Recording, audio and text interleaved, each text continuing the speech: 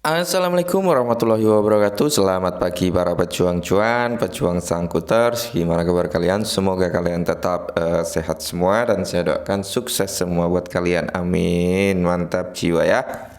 Dan jangan lupa ya kawan-kawan, tetap secangkir kopi harus selalu ada buat menemani pagi hari ini melihat market di mana kondisinya sebenarnya masih dalam tingkat enak gitu ya teman-teman. Untuk Bitcoinnya sudah di area 23.900, semalam juga sempat ke 24 ribuan gitu teman-teman ya.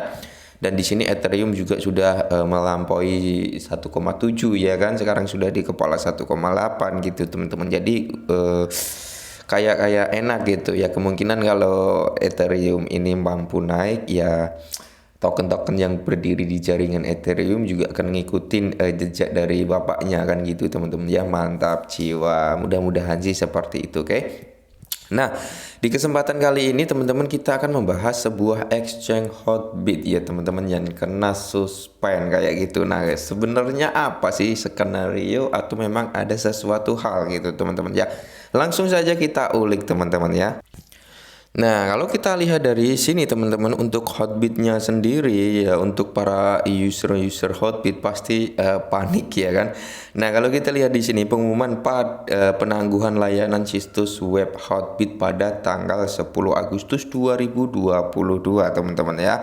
Dan di sini aset pengguna aman, jangan khawatir, kami mohon maaf atas ketidaknyamanan dan yang ditimbulkan. Nah, jadi di sini ada announcement, cuman di sini menurut saya ya, dia nggak jauh-jauh hari ya teman-teman ngumumin bahwasanya memang akan ada hal suspend seperti ini ya.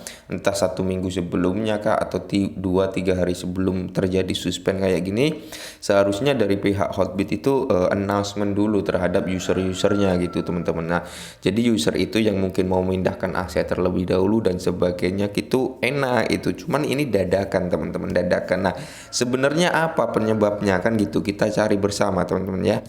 Oke, dan ini adalah salah satu penjelasan dari Hotbit kenapa dia nge-suspend exchange-nya kayak gitu teman-teman, dimana kami menyesal memberitahu Anda bahwa Hotbit harus menangguhkan fungsi perdagangan, setoran, penarikan, dan pendanaan ya. Waktu yang tepat untuk memulai kembali tidak dapat ditentukan saat ini. Nah, jeleknya di sini itu teman-teman ya. Jadi dia apa ya, ngenahan gitu teman-teman ya, menonaktifkan fungsi perdagangan ya kan, deposit, withdraw dan sebagainya. Dan di sini dia nggak memberitahu sampai kapan gitu teman-teman, sampai kapan ya, nggak diberitahu teman-teman. Di sini alasannya ya ada seseorang mantan karyawan ya, di sini dijelaskan ada seseorang ya, bahwa seseorang mantan karyawan manajemen Hotbit yang meninggalkan Hotbit pada bulan April teman-teman. Nah, jadi bulan April ini karyawan Hotbit ini sudah hengkang dari Hotbit gitu teman-teman. Dan di sini tahun ini terlibat dalam sebuah proyek tahun lalu ya. Jadi ada suatu proyek yang mungkin di tahun lalu sempat terjadi dan di sini dikuak lagi gitu teman-teman, yang bertentangan dengan prinsip-prinsip internal Hotbit yang Hotbit tidak diketahui, yang menurut otoritas penegak hukum sekarang diduga melanggar hukum pidana.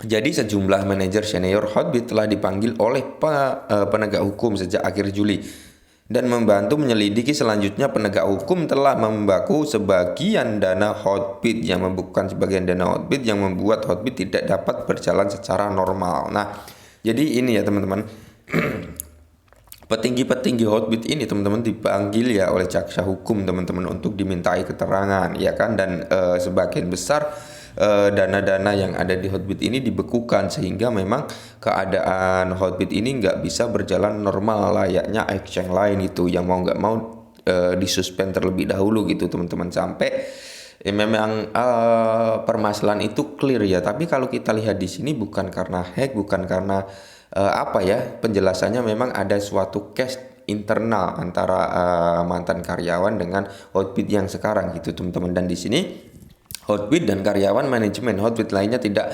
terlibat dalam proyek dan tidak mengetahui informasi ilegal yang terlibat dalam proyek. Nah, jadi di sini Hotbit dan karyawan manajemen Hotbit itu tidak terlibat dengan kasus ini, teman-teman. Yang terlibat adalah mantan karyawan Hotbit dulu ya, teman-teman.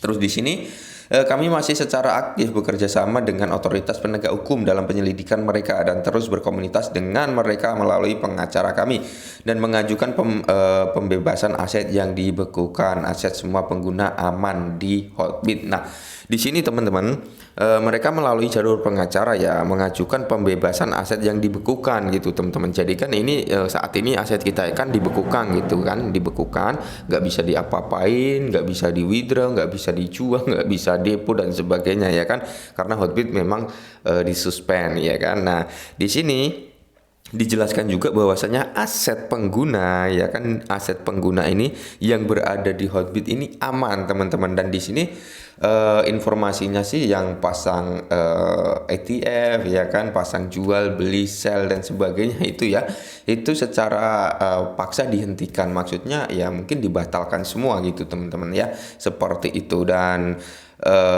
menurut mereka aset-aset user Hotbit yang ada di dalam exchange Hotbit saat ini masih dalam kondisi aman ya, di announcement bahwasanya aset tersebut aman, tidak bermasalah gitu teman-teman ya. Dan di sini Hotbit bekerja sama untuk penyelidikan segera selesai ya. Hotbit bekerja sama untuk terus bekerja sama dan menindaklanjuti kemajuan penyelidikan oleh otoritas penegak hukum dan akan mengumumkan hasil penyelidikan segera mungkin ya teman-teman. Tentang perawatan aset pengguna Hotbit selama waktu penangguhan silakan ya teman-teman. Jika ada pembaruan tentang masalah ini kami akan memberitahu Anda melalui komunitas kami, seperti itu. Nah, jadi di sini sudah dijelaskan secara gamblang permasalahannya apa kayak gitu teman-teman. Cuman di sini kalau menurut saya pribadi ya, kekurangan dari Hotbit ini dia nggak announcement dulu ya, nggak memberitahu dulu gitu teman-teman kalau mau disuspend dan sebagainya ya, tiba-tiba disuspend kayak gitu teman-teman ya. Jadi kita yang ada dana di situ mungkin apa ya, mau beli suatu aset, dana kita di situ, akhirnya apa, dana kita nyangkut di dalam exchange Hotbit, nggak bisa diapa-apain sampai bener-bener Hotbit itu dibuka lagi gitu teman-teman, sampai bener-bener dibuka secara normal lagi ya kan. Nah, cuman di sini penjelasan dari tim Hotbitnya sendiri untuk para usernya ya, aset-aset para user yang ada di dalam itu aman teman-teman, yang informasinya seperti itu, aman ya. Nggak akan hilang dan sebagainya. Intinya itu sudah dijamin keamanannya, bahwasanya asetnya itu akan aman gitu ya, sampai benar-benar kasus ini terpecahkan dan pembekuan aset di dalam Hotbit ini dibuka kembali, seperti itu teman-teman. Nah, kita tunggu saja kabar selanjutnya ya. Tapi di sini kalau kita lihat memang untuk saat ini banyak ya orang yang mungkin merasa panik dan sebagainya. Inilah ya sebenarnya yang kita takutkan gitu teman-teman, yang kita takutkan ketika terjadinya crypto winter kan, seperti ini ya.